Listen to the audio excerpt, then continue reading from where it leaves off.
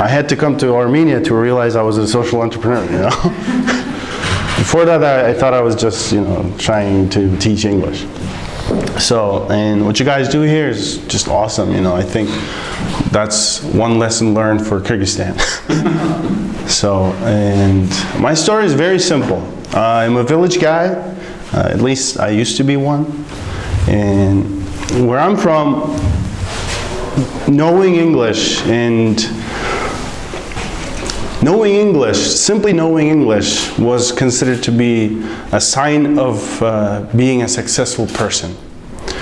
We looked at people who knew English as someone who could just go out there, you know, and become successful and give back to his family, whatever. I grew up in a very, you know, middle class, not even middle class, maybe even lower class family. And I've gone through a lot of stuff, and I always wanted to give back. So just this little thing called knowledge of English was very important, and that's how I learned it myself, you know. I just wanted to add English to list of my instruments, so to say, and a lot of magic starts happening when you know English, right? Like, if you know English, you can just, you know, end up participating in something like this, you know. Or like, your phone doesn't work, you just go online and search, my phone is doing this, how to fix it. That's how you fix it. So I look at knowledge of English as this basic tool that everybody must have, especially people that are, you know, in rural areas of my country. First thing, we don't have content in our native language. You can't Google something in Kyrgyz and be sure, you know, you'll find something. So the idea of teaching people and / giving back to community started back in 2012.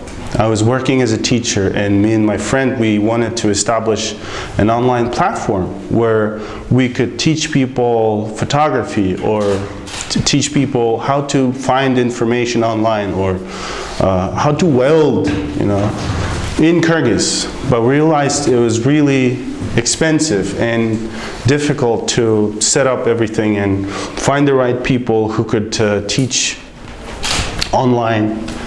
And it just, you know, it failed, basically. It didn't go anywhere. And, you know, years passed.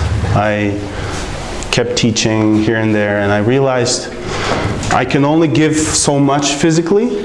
Like, if I work as a teacher at a school, I can only teach 50 people.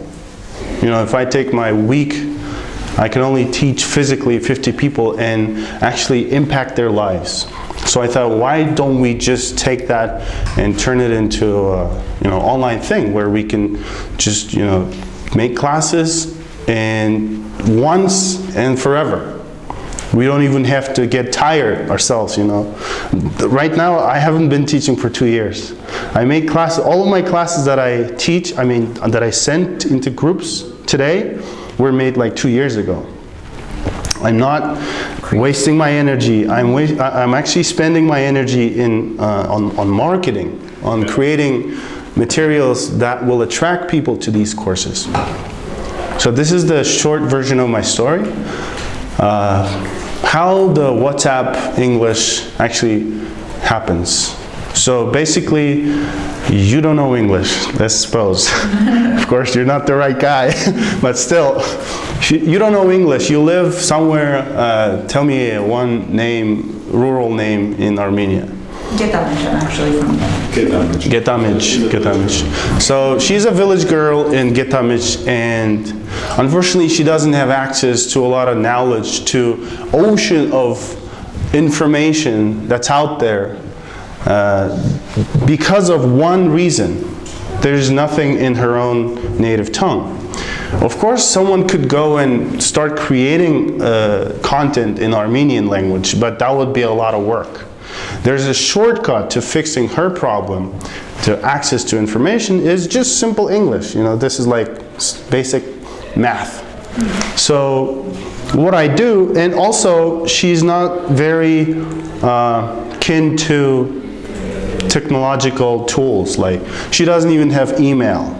You know, I couldn't attract her to an online platform. But what she does, she is very, she's very friendly with a simple messaging app.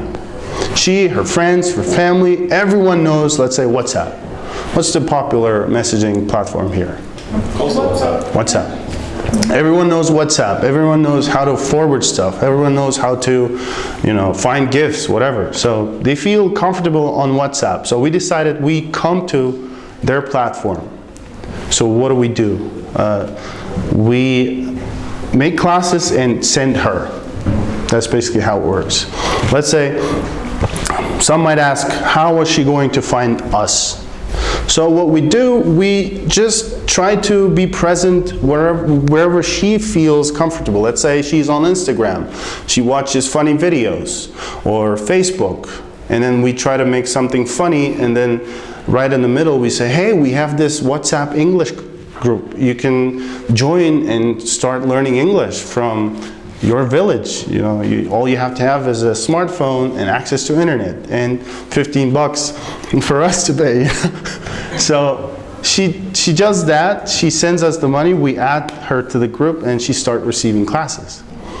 On another WhatsApp group, she can ask questions that are bothering her. Let's say, hey, I don't understand this part of the lesson, and we say, oh, here we meant this, whatever. That's how it works. Very basic stuff. Cool. So what I really liked about this case is the use of something as simple as WhatsApp. So I mean, I keep trying to compare this to the situation in Armenia, and very often in Armenia, social enterprises expect customers to come to them, and sometimes they do. But it's easier for a business when you go to the customer, and that's what Akibet did in this case. So my sort of first question to you is, I've got several written down, just ask first. If you look at this idea, I mean, it's something new, even if you look at it from the point of view of not Kyrgyzstan, of other countries, it's pretty innovative. What was the biggest challenge that you faced when you put this idea into practice? That's a very tough question, because we had several challenges. Okay, even better. The number one challenge, as in all the business, is marketing. How do we make sure people know about us? What steps do we take? And we didn't have any mentors or any experts who would tell us, hey, you guys should go here or there. We just had to push some buttons and see what, you know, we had to test on our way. Yeah. So we test, let's say, Одноклассники. Everyone knows Одноклассники, right? We say, we're going to make we'll try to open a page and then, you know, post some stuff on Одноклассники, see how people react. That's how we did it. So the challenge with marketing, we just tested, you know, let's post this and see how people react. Or let's just add people. So the one step we did, we just added all the people we knew who wanted to learn English. We added them for free, some for money, and then we said, whoever, you know, joined for free, we say, can you share with other people? You know, word of mouth is the most powerful marketing tool, as I now know. So you just talk to people. You say, hey, you want to learn English? People don't know what they want. You just offer them. It can be as simple as approaching someone you know in the street physically, saying, hey, what's up? Hey, we do WhatsApp here. You know, you can join. This is this much, and then you can learn this, and then you will enjoy. You'll be happy. So that's how we started in the beginning. That's how we solved, let's say, our challenge. The next challenge is always people like people. That's number two. You know, the second thing I realized, people want to be around people, and online is not like that. So no matter how good of a lesson you prepare, if there is no person interacting with you, people feel kind of, you know, abstracted, you know. So that's the biggest challenge that is still out there. The little solution that we had is the parallel group that we created for students to ask questions. And also we added to that solution, every week we go live on Instagram, on YouTube, on Facebook, and we just collect all the questions that students asked in the WhatsApp groups, and we just cover all these questions, try to answer them.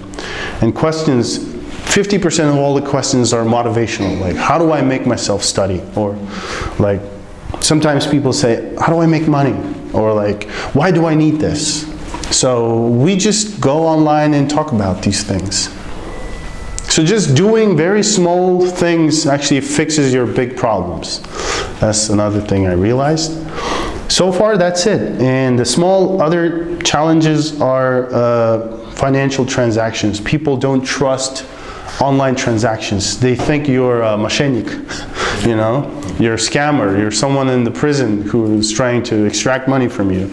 So we say, hey, I'm real, look. And then you take a picture of yourself, you send it over. Sometimes it even happens that way. You just video call, look, see? This is the guy on YouTube. I am real. And you say a sentence in English, see? I'm an English teacher. Yeah, that guy. And he said, oh, come on, yeah, I got it. Okay, I'm convinced now. And he sends money over. So, like, these kind of little things, you know, people are people. They want to be around people. So, yeah, every single challenge that we face, we try to come up with things that we don't expect are the solutions.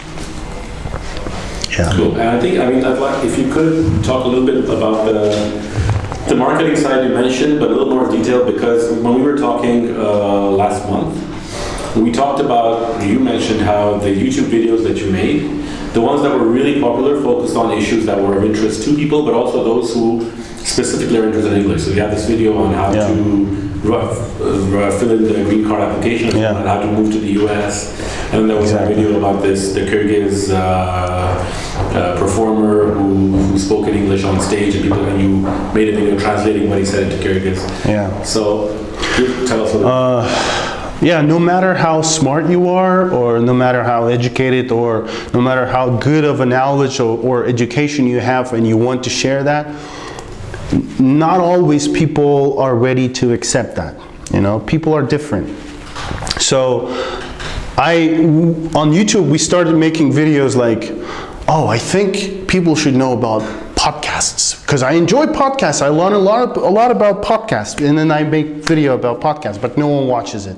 No one gets it, you know? No one digs it, you know, what's a podcast? Why do I need it? So we kept going, we kept making marketing materials, posts, based on what we want ourselves, based on our own interests.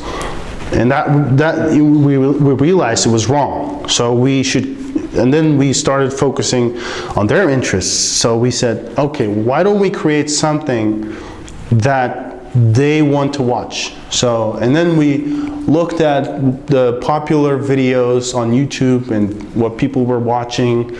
That's always like accidents, you know, some rumors of celebrities and stuff like that. So, and then I just decided, okay, there's actually one good tool on YouTube.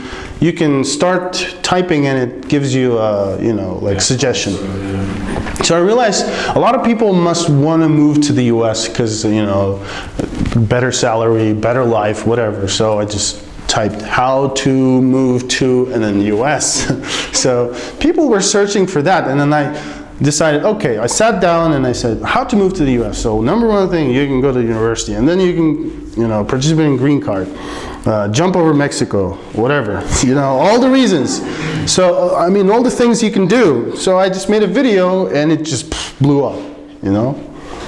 And I made sure I inserted a little, you know, advertisement of our courses, and that's how we attracted a lot of people too.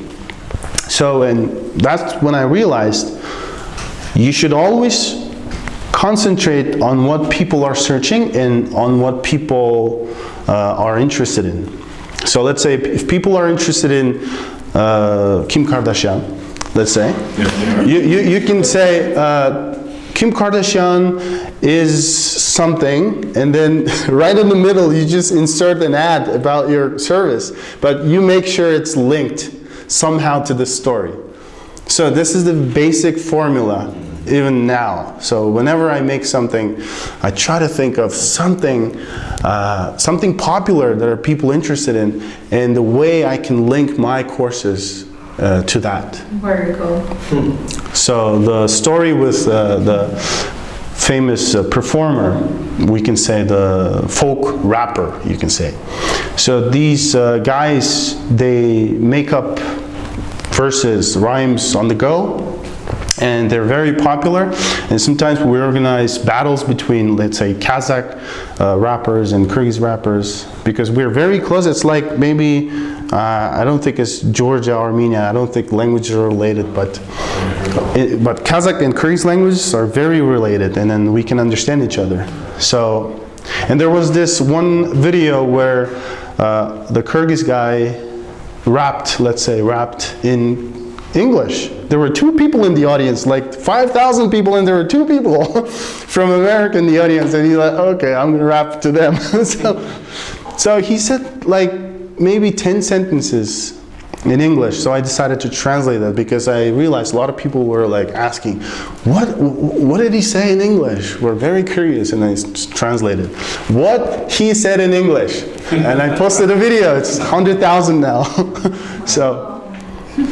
So marketing this is a very good tool for marketing. You just think about interests of people, and then try to find some ways to link your product. Cool. Okay. What other questions are there in the room? So you apparently adapt to the WhatsApp capacities technically, because I mean, is whatever WhatsApp offers enough feature-wise to organize the whole learning, or do you need more features? Actually, it was enough until last year. So basically, this is how it works. I can show you groups up, by the way. Yeah. So these are all the groups, and if you open it up, we've got all the classes, video classes, and then we used to have images. So we sent exercises as images. So people would just click on the image, and then we would ask them to write down the answers in their copybooks, and then they can send into the other group.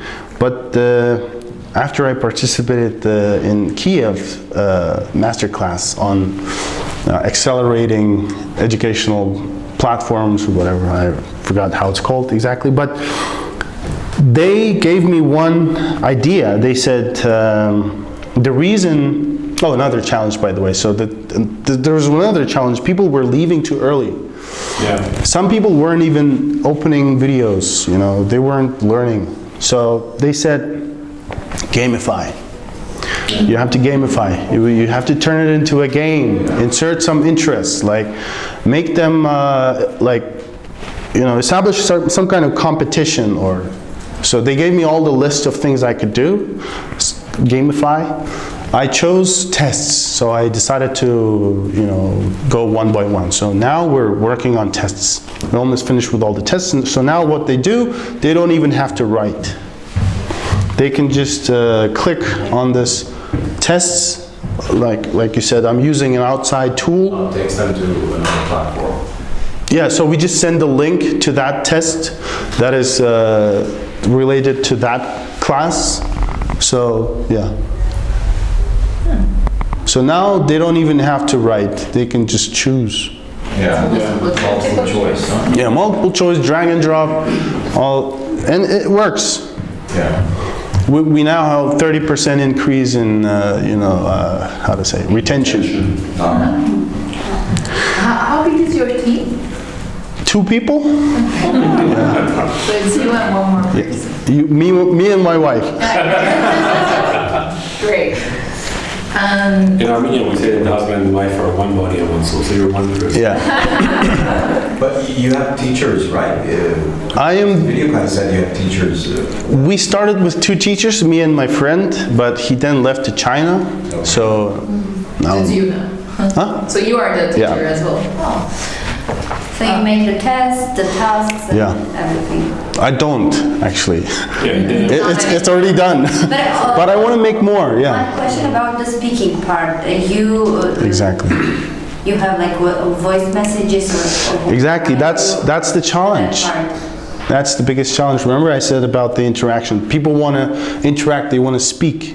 We haven't came up with a solution to that, but we're going to test another tool, and that I got from Coursera, the peer review thing, you know. Yeah. What Coursera does, they have open-ended questions, and peers can, you know, check each other or discuss. So we want to, I thought, why don't we just take this tool, and then every time we create a new group, we divide students into two, like into groups of two, and then they can chat with each other. But why don't you consider, I mean, I wouldn't call it freemium because there's services and free, but why don't you consider another payment tier where you say you pay $30 a month, and then you also have like 5 minutes of voice that you can send to the teacher and get feedback on and whatever attendance. Actually, some people started calling us and asking if we can go live, you know, individual, and have individual classes. Yeah. It started. I taught like 5-6 classes already. So, but the biggest problem is teachers. I want to make sure we have good teachers. So I just don't want to hire someone and, hey, this is how it works, just teach. Volunteers, like in the US or somewhere who would help you. Well, it's Kyrgyz language, so they wouldn't have. Oh, yeah. Yeah, I actually even considered that too. You can communicate at least. You're right. Actually, I actually went online and on YouTube, and I watched some videos of unemployment in the USA. I actually watched a documentary about unemployment. I thought maybe I should go there and then talk to these unemployed people and employ them. So maybe pay them some money and say, you just go live with these students twice a week, and then I pay you this much. Why not? I'm working on fixing that too. I hope we'll fix it. What group calls maybe for some 15-20 minutes with you or with someone? Yeah, we actually I also we tried that last year, but the thing is everyone has different internet bandwidth. So I say Apple here, and then she will hear that maybe later. So that's kind of, for groups, it doesn't work if you don't have fast internet. How many people you have now? How many customers you have now? We have around 60, 70 roughly, yeah, come and go, but the number stays around 60 and 70 people. Yeah. So For how long is your program? right now, if you join today, there are classes until, you know, the 1 year. So you can study with us for 1 And year. everyone studies with their own No. pace, or how is it like? It depends on the group. Let's say, so we recently created the group number 62. So let's say everyone in the group number 62 goes according to the plan. Okay, so So- no matter how much they know English, they No, of course. Before you join, let's say she texted me, hey, I want to learn English. And I ask her, do you know English? She says, no, I want to go from zero. Okay. Or someone says, I know some, can you test me? And we send a test, we have an online test. And then say, how much did you get? They say, 25 out of 50. Okay, you go to group number here. That's how it goes. I see. My wife does So that. they pay for each month, or they Yeah, pay every month. And how did you come up with this pricing? Because that's a very big challenge, right? Like, how did you decide? Like, We just went, okay, what's the round number? 1,000, that works. Let's go with 1,000. Yeah, because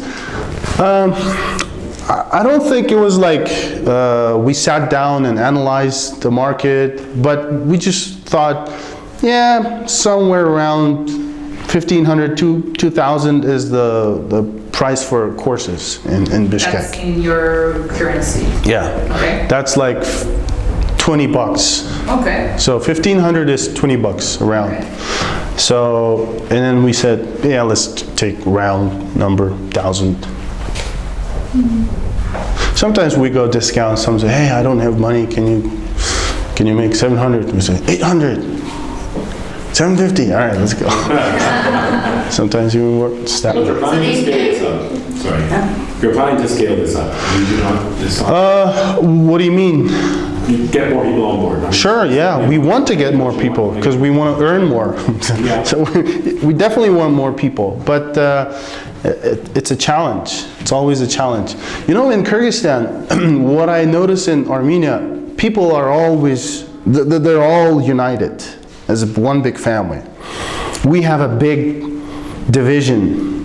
We have division by regions. We have division by South and North. We have division by pro-Russian, pro-American. We have all these divisions. And then on YouTube, people even tell me, hey, you're an American agent. You've studied in American university. You must be the traitor or whatever. And you have to cope with all these things, you know? And then scaling is also dangerous. When I go to schools, I used to go to schools and do presentations on why you need English. People will look at me like, you're a spy, or like, you want to do that. No, so it's a challenge too. It's tough in Kyrgyzstan. We have the same things here. There's division between societies. Quite. We just don't let people know. Tell me what you guys doing. So. About the paying system, so they pay like how, online or how? Because for people from the villages, it's. That's a good question. Do you have a phone? Of course you do, right?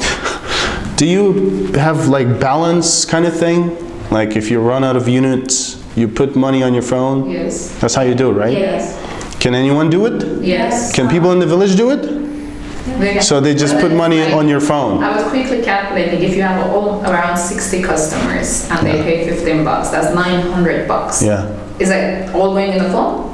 Yeah, And then you can take it out? sure. Ah, okay, you can cash it out. Yeah. Mobile operators have mobile wallets that are. We have Elsom here. Yeah, you pay. This is one e-wallet. We also have, what is it? Where is it? Okay, MegaPay, this megaphone thing. And I also have the Sberbank for people from Russia. And one question about your YouTube channel. So you said you have a YouTube channel? Yeah, you have to have presence on social media. It's not like just you need to have, you have to have them. Because you need to constantly create materials that are not even related to English, or let's say if you're teaching English, you don't have to create something related to English. You can post, like for instance, my latest video is how to open an email and why you need an email. Cool. But do you have an income from that? Because it's an indirect income. First of all, like you advertise your courses. Yes. And you can advertise basically anything, but we advertise courses, and then we always explain why you need something. So let's say, of course, if it blows up, I got like $200 from my YouTube channel. So it started making money actually, but it's not as big as the main thing, you know. But it could be. And it's very interesting because now that you have followers and stuff, you can also start introducing like interesting topics, for example. Sure. I don't know, you can make them, I don't know, thinking about climate or... Exactly. One thing I realized, you know, I'm gonna go kind of abstract, but if you concentrate on something long enough, you will start seeing stuff. Mm-hmm. You know, you will start mapping out different interactions. Like, let's say when I started the YouTube channel, I didn't know exactly why I was doing it, you know. Now I realize it's a big thing. It could become a project on its own. You know, it could turn into a big platform for learning. I myself watch a lot of videos on YouTube, and I have favorite channels. Let's say anyone watches Vox, they do videos on like literally anything. But they always have one thing. Everything they post it has this basic human interest. You know? It doesn't matter what they put. It could be science, it could be like something from nuclear engineering. It always has this connection to basic people interaction and stuff like that. Have you branched out to like any other social media platforms in regards to like Facebook, Instagram? We have pages on Facebook, Instagram, Odnoklassniki, on YouTube. And if I post something, I post it everywhere. Have you jumped onto TikTok yet? It's a platform that's... TikTok is new in Kyrgyzstan, and I don't even know what it is. It's no secret. we're not even supposed to know. You and me, TikTok.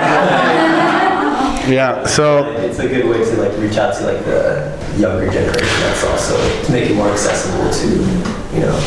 yeah, I realized my audience is, so if someone is using TikTok, he or she is pretty smart enough.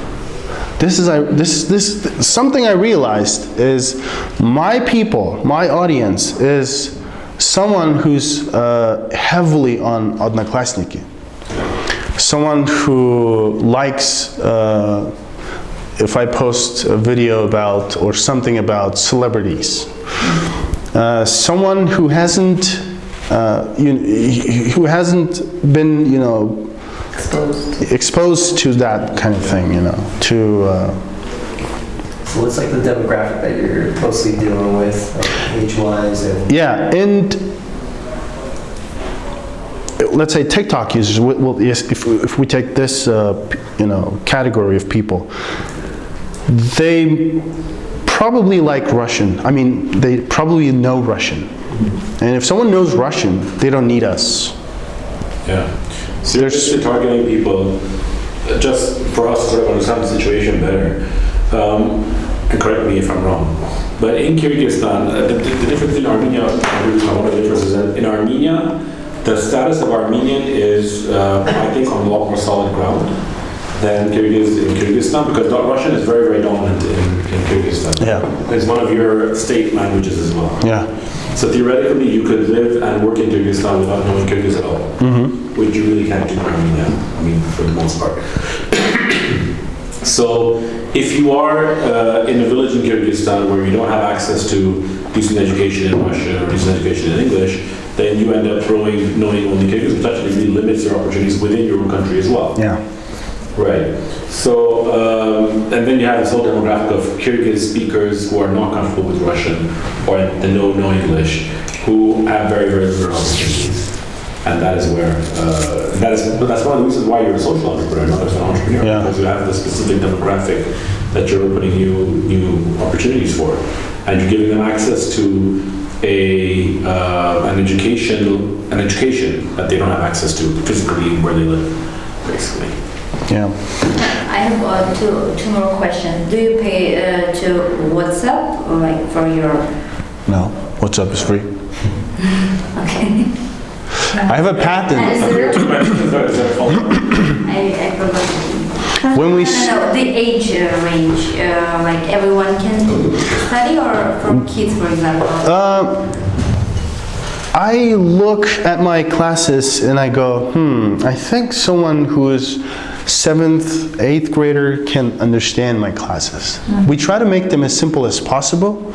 We try not to go too deep into like grammatical terms, and you know, we don't use that kind of stuff. We just say, hey, if you want to say this rule applies here. So let's say, and the class goes very simple, like just like that, you know, because my students, unfortunately, they haven't studied well at school either. So let's say sometimes I have to explain what verb is. Can you imagine? Yeah. Or like, they ask me, in Kyrgyz, they ask me, what is adjective? That's facepalm, right? I go, okay, let's take it back, way back. So adjective is a word that describes this, or like, you know, I even have to go that far sometimes. And This is chat, right? So sorry, is it Yeah. chatting? You're It can be chatting, it can be audio, like I said. So But the, everybody sees that, like 60 people Yes, in the yes. same room, and they don't. no, not 60 people in the same group. Let's say one group, 5 people, 10 people. There is a straight time, yes, for example, at 2 p.m. from 2. No, we asked them, you can send your questions anytime. Of course, don't send us questions at 2 p.m. and 2 a.m. and expect us to answer in 3 p.m. So, The others are not bothered because this is like, for me, it's a bit like like ding. I know. But that's not an issue. So far, there hasn't been an issue for them, but once or twice they told us, hey, can we like decide on time frame where we can ask or send questions? And then I said, well, it's up to you. We try not to make rules, too many rules. We just say, don't spam, don't send funny videos or like cat videos or anything like that. So, But just for me to clarify one more thing, if I understood correctly, if you sign up to the service, you get signed up to 2 different groups. And one group, the lessons are teacher only. So only I could like post videos and lessons, and nobody else can post into that. yeah. So if you, and the other group is Q&A, so you can post stuff yourself. So if you feel like you're being spammed in the Q&A group, you can ignore that and still get, I mean, you know, still watch the lessons without one distributing the other, basically. Yeah. So that's good. But do they try to also send you separate personal, like... Sometimes they ask, let's say, one student the other day, he asked, hey, I'm too shy to send it to the group. Can I ask you personally? Of course. Okay. It doesn't take much time. Once. When I made video lessons, I made sure I covered the questions that might arise. You know, actually, all the classes, almost all of them, about 85% of all the classes, I made them over again. So did I say this? Okay, delete that. So. We have some cases in Armenia of, for example, social entrepreneurs who started a business that focuses on an issue that's very, very personal for them. Like, for example, people who have children with disabilities, they start a social entrepreneurship that focuses on children with disabilities and so on. To what extent is your life story of being from a low-income family in a village in Kyrgyzstan, not knowing English, and then learning English and seeing it open up all these opportunities for you, to what extent is that experience feeding your passion for this particular business that you started? Whew, that's a very good question. Every time I bring up my story, actually, every time someone asks me about, let's say they ask me, why do I need this? Or why are guys teaching English? I bring up my own story. This is the extent. It helps me to not pretend something. I am what I am. Look. I was just like you. Now I'm here. This is why you need it. So, and then it helps me bring them closer to me. Like you're talking to a stranger. You don't know who the guy is, or you don't even see him. You start talking in their own language, you know. Hey, I know you're from here, right? And you start talking in their own language, and then they go like, oh, okay. And then you tell them, sometimes I say, hey, I've been just like you. I've been riding donkeys when I was a kid, you know, in the village, just like you. Now I'm here, look. So maybe on a personal level, it helps me to understand them better. And make me closer to them. Exactly. So, and when I make videos on YouTube, it also helps me. I try not to make too formal stuff. Like I don't say, hi everyone, today we're going to talk about it. I say, hey, what's up? Hey, you know what? When I was a kid, I went to a windmill and then we did this and whatever. So I try to bring up these basic stories that sometimes people are too shy even to talk about, you know. So it makes them feel comfortable. Yeah, because students sometimes they look out to be like their teachers, and you give them motivation when they see you've reached this far. So they feel like, yeah, I can do that. I can Exactly. Half of the work is motivational work, actually. Exactly, yeah. The learning part is like the last stage of our job. So 50% of our work is motivating people to study, to learn, to be open to knowledge, to maybe change their opinions about stuff. It takes time and it takes work. Everything you do counts. Even if it's a small post that you posted on Facebook, it's going to count. So it's like every drop in an ocean. But when you look back, you see, wow, I've made all of this. But it took you this much to do that. So when I was starting out, I had this problem. I made something and not a lot of people watched it on YouTube, and I would go, oh, okay, that would influence my mood or my motivation. That's wrong. You should never expect wow thing at first. You can just post it and see in 5 years it's gonna blow up, or like in 5 months it's gonna have its time. Are there any popular YouTubers in Armenia? Yeah, there should be. The younger generation again, actually. It's kind of like TikTok in that sense. We have like a band of YouTubers in Bishkek that are like millionaires.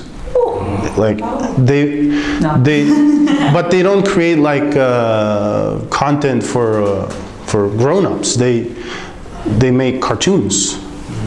They are in the cartoon segment, and I learned from them that.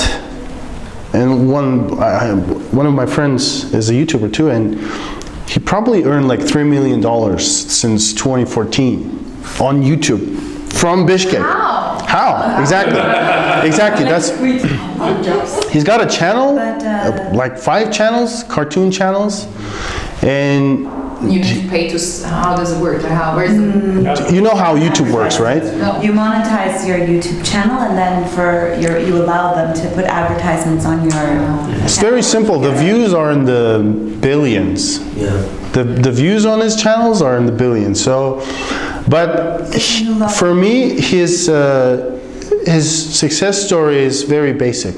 Let's say to blow up one channel, we say blow up, that means become popular, right? So to blow up one channel, he creates about 500 videos. And of those 500, 2 will have the most views. 2. So this is the nice thing, to remember whenever you're starting out, whenever you're sharing some knowledge or anything. You should keep creating, and somehow, magically, something will work out. And he creates content in Russian? Or in English. Cartoons in English. Cartoons in English. So there's a thing that's changing on YouTube as well called Copa. Yeah, Copa is. And that basically is if you if your target audience are children, then you can get fined, because technically children are not supposed to be on YouTube. It's this whole, you shouldn't be advertising to children, you shouldn't be making revenue off of advertisements targeted towards children, etc., etc., etc. And since It's changed now. it's changed recently. Yeah, I think they're, I'm making cartoons for adults. He actually switched to videos about business. Okay. So apparently that's also another lucrative field. So Making videos of social enterprise. Do you have any future plan? I mean, like how you want to develop this, or it's like now it's enough for you? no, I mean, nothing is enough. Yeah. Yeah, I think I should always remember to try to be happy. This is my big number one priority thing. I don't have goals. My desire to just be happy sets everything else. So how can I be happy? Oh, I want to share this. I want to do that. Just go on the way. So maybe 1-2 years, I'm going to be sharing stuff on YouTube, not just related to English. I realized people, the things that we know, we all here know and consider it for like, we take them for granted, you know. People dream of knowing all of that stuff. There are people who want to know how to do something on a computer, you know. Like, I talked about Google Drive the other day on YouTube, and people were very interested. They tell, I have that icon on my smartphone. I didn't know it does that. Like, you know. So there's so much to talk about. There's so much to share. So maybe within a couple of years, I'm going to share everything I know, and it's going to make money. Trust me, just share it. Those things and they are in English, then it doesn't necessarily have to be in like it can be shared. Like we have lots of people who don't know what Google Drive is and how they can use it in Armenia, but they don't understand English as well. So I guess it will be interesting to see how you can also like just people outside Kyrgyzstan would be also kind of benefiting. From my channel? I think you can start a channel of your own. Why don't you guys do that? I mean, I think you have the manpower to do that here at Impact. You can just create a video a day. Just create a video a day. About anything. I can be an expert, just kidding, no. I can tell you what works and how it works. Basically, people want entertainment, but you can turn it into an infotainment, right? You can always make it fun, and make the learning, knowing fun. So. There was this TV show about The Office, right? You can have that up. Can be a reality show, But I really think it would be helpful for social enterprises to know. What I like about like your project is that you keep it simple, and maybe that's the point of it. Like I said, if you keep, like, let's say sometimes people ask me, why do you read books if they don't immediately help you? Nothing helps you immediately. Everything you do, everything you invest in is going to give back, not now, maybe later. Yeah. So the simplicity thing, back in 2012, I read the book by Walter Isaacson. Have you read the biography of Steve Jobs? Yeah. It's just a book, right? But there's so much. I learned one thing. Simplicity is the ultimate perfection. You have to keep it simple. You shouldn't, I mean, your life, relationships, friendships, anything, keep it simple. Very simple. This is my motto. Whenever I do something, either as a class or some presentation, whatever, I keep it simple. Keep it to the point. They call it KISS, keep it simple and stupid. Yeah.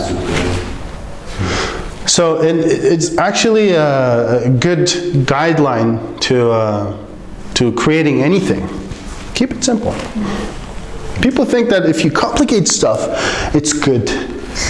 If you make it complicated, it's better. No. All the things that we love are simple. Very simple, right? So I keep that, and so I take this here, chunks here, you know, try to, you know, I read stuff, and then it comes back later. And I try to even share that too. So I say, hey, just forget about immediate, you know, feedback, just keep doing. And sometimes I even, some people are very religious in Kyrgyzstan too. I say, hey, God will give you back. Just watch. God wants to learn English. Yeah. God speaks English. Yeah. So I say, you're just doing good to you. And then a lot of people, see, I've gone through all of these stages myself. I changed a lot. Now I love myself. I want to spend on myself. I didn't have that too. I was as complicated as those people now, you know. I was shy too. And now I use everything that I've gone through. I say, hey, I was like you. I've changed. This has worked, and this is going to work with you too. So, yeah. Very good. Excellent. Any other questions? Great, thank you very, very much. I didn't even give everyone your full names. This is Akilbek Baltabayev from... Thank you. Thank you very, very much for your time. I hope you enjoy Armenia. We are enjoying. So Thank you so much. This is really nice and motivating. Even like really for us, it's very motivating. I hope I said whatever you guys wanted me to say, but We just wanted to see whatever you had to say. Nothing expected. So. I can't. There's so many things, and then I don't know which one to bring out, and so. No, I think it was very useful. I mean, I'm also thinking of this from the point of view of people in Armenia who want to start a small business on their own. There were a few things you said that definitely stand out as clear messages to them. So I'm happy with Yeah. Thank you very much once again. Thank you, guys.